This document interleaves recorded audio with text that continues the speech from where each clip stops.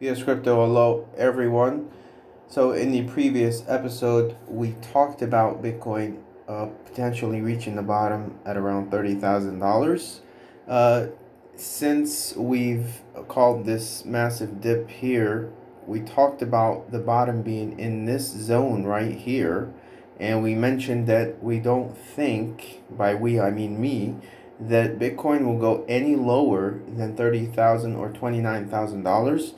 Certainly, it has not gone any lower than that. There were calls about $12,000 and $20,000. I did not think that was happening because, simply put, Bitcoin was A, too bullish fundamentally, and B, this massive dip of 60% couldn't have gone any lower. You can't be talking about entering a bear market when Bitcoin is already 50% down. So, in the previous episode specifically, I talked about Bitcoin reaching $29,000.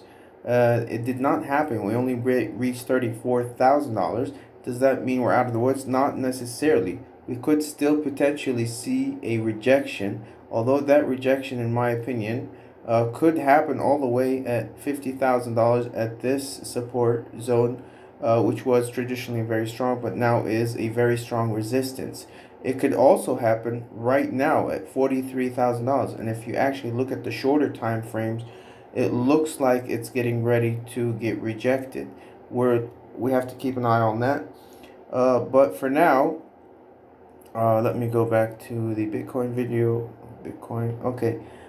For now, as I mentioned 2 months ago, when this drop was happening, I said that we should see a lot of volatility around this area. I called it when it was around right here. I said we should see a lot of volatility around this area. I did not think that this was the bottom. I did not think that this bottom would go any lower, although I said it will see a lot of volatility around this region. And actually, I do still think that we do see sub $30,000 very briefly. And, it's going to take perhaps another month for that to happen. And if you're looking at the monthly chart right now, it's really looking like it's facing some pretty heavy resistance. And I want to mention the current situation in Ukraine and Russia. A lot of fear in the market. Such situations really create fear in the short term, but fundamentally, these are very bullish events for Bitcoin. Decentralization is a very good thing for Bitcoin when there's conflict. If you're in Ukraine, where would you put your money? Not in the bank, certainly, because it could be facing some catastrophic inflation or total destruction of the currency like we've seen in World War II, God forbid.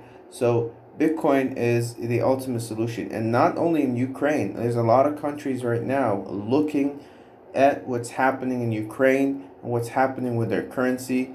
And they are potentially seeing Bitcoin as sort of a war hedge, right? Right now, Bitcoin is in trial mode. We haven't seen such a big conflict when Bitcoin existed. And a lot of people are looking at Bitcoin and saying, maybe this is the path for financial security to that note. Anyways, that's all I have for you.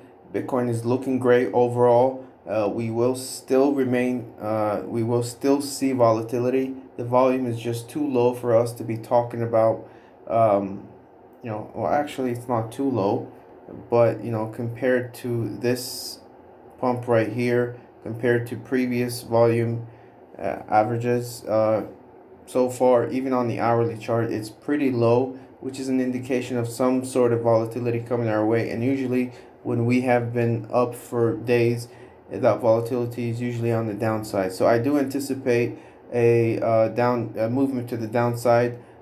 Probably not as severe as maybe 30,000 right now, but I do anticipate some movement to the downside in the short term. Like I said, overall, it looks very good for me. I don't think we go lower than this zone right here. All right, that's all I have for you, buddy.